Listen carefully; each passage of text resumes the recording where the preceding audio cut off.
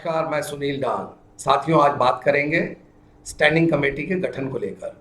हाल ही में पार्लियामेंट ने अपनी स्टैंडिंग कमेटीज़ को पुनः गठन किया है।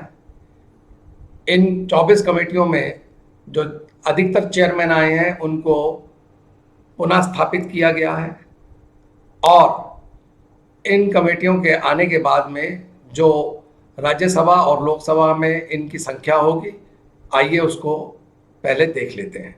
राज्यसभा में 8 जो कमेटीज़ हैं उसमें से 5 कमेटीज़ के ऊपर ऑपोजिशन होगा और 3 के ऊपर बीजेपी। वहीं इसका उलट लोकसभा में है। 16 कमेटियों में से 10 कमेटी के ऊपर बीजेपी, एक पर उनकी एनडीए की पार्टी जेडीयू और बाकी पर ऑपोजिशन। कुल मिलाकर कांग्रेस के खाते में केवल 3 ही चेयरमैन आए हैं, एक लोकसभा से और 2 राज्यसभा से।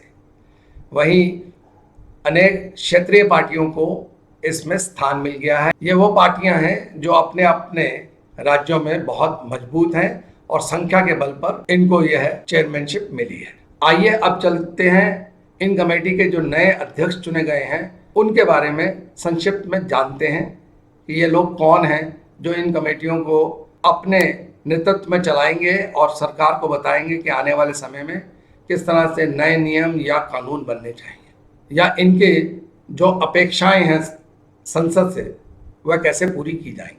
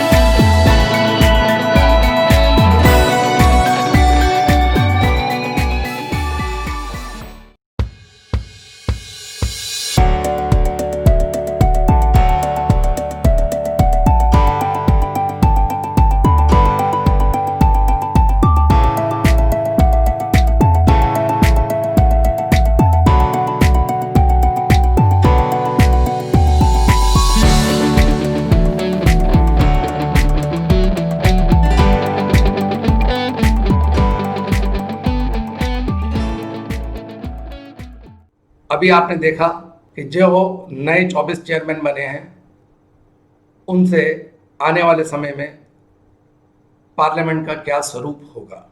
और 80 दशक के मध्य में ये महसूस किया जाने लगा कि संसद का काम बहुत बढ़ गया है और धीरे धीरे उसमें मॉडर्नाइजेशन हो रही है। उसको जनता के प्रति और संसद के प्रति और जवाबदेह बनाने के लिए कुछ इस तरह के प्रयोग करने चाहिए ताकि संसद का समय बचे लेकिन विधायकी का काम पूर्ण हो जाए। पहली बार 1989 में एक प्रयोग किया गया। 3 कमेटियां बनाई गई, इनको स्टैंडिंग कमेटी कहा गया। पहली कमेटी थी कृषि की, दूसरी थी विज्ञान और प्रौद्योगिकी की और तीसरी थी वन और पर्यावरण की। तीनों कमेटियों ने जमकर काम किया और अपेक्षित रिजल्ट आने पर 31 मार्च 1993 को केंद्रीय हॉल के अंदर तत्कालीन उपराष्ट्रपति के.आर. नारायणन, जो कि अध्यक्ष थे राज्यसभा के, उन्होंने इन 3 कमेटियों को बढ़ाकर 17 कमेटियां बना दी ताकि मंत्रालयों का निगाहबानी बढ़ जाए और संसदों को और काम करने का मौका मिले। इन्वॉल्वमेंट्स ज़्यादा कर दी गई, कमेटीज बढ़ा दी गई और इन कमेटीज का जो कॉम्पोजिशन था उसके अंदर 15 राज्यसभा के एमपी होते थे और 30 लोकसभा के। इनका कार्यकाल 1 साल का होता था और इनमें से एक चेयरमैन चुना जाता था जो कि इस कमेटी को प्रतिनिधित्व करते हुए संसद को बताता था कि हम इस कमेटी ने ये निर्णय लिए हैं। कमेटीज का काम सुचारू रूप से चलता रहा। विधायिकी पर बढ़ते हुए बर्डन को इन कमेटियों ने अपने ऊपर ले लिया और ये कमेटियों ने निगाह तो रखी मंत्रालयों के ऊपर, मंत्री पर और खर्चों पर, लेकिन बाधा नहीं बने। उनकी रिपोर्ट्स के ऊपर अपनी रिपोर्ट्स पार्लियामेंट को देते रहे कि अब इनको अनुदान चाहिए कि नहीं, या इनका अनुदान मांगने का जो रिपोर्ट आई है वो ठीक है कि नहीं, या आने वाले टाइम में जिस तरह से भारत बढ़ रहा है जनसंख्या के हिसाब से भी और प्रौद्योगिक रूप से भी, तो ऐसे में कौन से नए कानूनों को वक्त वक्त पे लाना है, उस पर चर्चा होने लगी। उन कानूनों को पहले स्टैंडिंग कमेटी में डिस्कस किया जाता था और उसके बाद में या तो लोकसभा या राज्यसभा से इंट्रोड्यूस किया जाता था, और अगर वो कहीं अटक जाते थे तो सेलेक्ट कमेटी नाम की एक नई कमेटी बनाकर, जो कि इस तरह के कामों को देने के साथ शुरू होती थी और काम का निवारण होते ही वो अपने आप खत्म हो जाती थी, उसमें भेज दिया जाता था। तो ये तो एक प्रयोग था, लेकिन इसके साथ साथ में इन कमेटी का जो शक्ति सूत्र था, जो पार्लियामेंट्री धारा 105 और 118 था, जो कि इस कमेटी को सशक्त बनाती थी, पावर देती थी, वहीं इनको चलाने के जो नियामक धारा थी वो थी 268 से लेकर 277 राज्यसभा की और 331 से लेकर 331 एन तक लोकसभा की, जिससे कि इन कमेटी का काम सुचारू रूप से चलता था। अब मैं आ जाता हूं जुलाई 2004 में।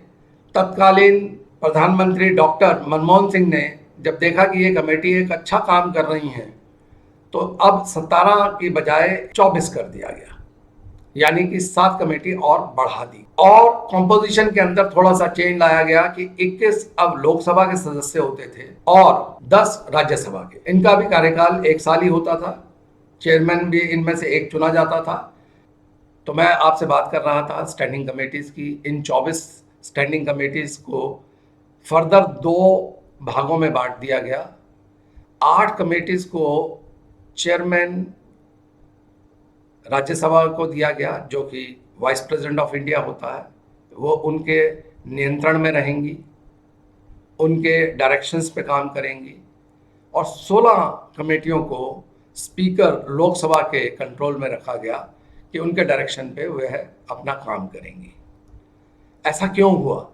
अगर आप कॉम्पोजिशन देखेंगे इस स्टैंडिंग कमेटी की कि 21 सदस्य लोकसभा के और 10 राज्यसभा के, उसी प्रोपोर्शन में इसको बांट दिया गया कि ये कमेटियां पार्लियामेंट का एक बैकबोन बन जाए। लेकिन इन कमेटियों के आने से एक बात तो जरूर हो गई कि कार्यपालिका को यह मानना पड़ा कि उन पर निगाह रखने वाले, जो कि स्टैंडिंग कमेटी के रूप में जानी जाती थी, और कार्यपालिका इस चीज को मान रही थी कि ये हमारे काम में बाध्य नहीं है, पर ये हमारी क्रिटिसिज्म जरूर करती। ये हम पर नियंत्रण नहीं रखना चाहती, पर इनका प्रभाव ही इनका नियंत्रण है। तो लिहाजा ये मान के चला जाए कि पार्लियामेंट का असली जो आत्मा है वो ये कमेटियां हैं।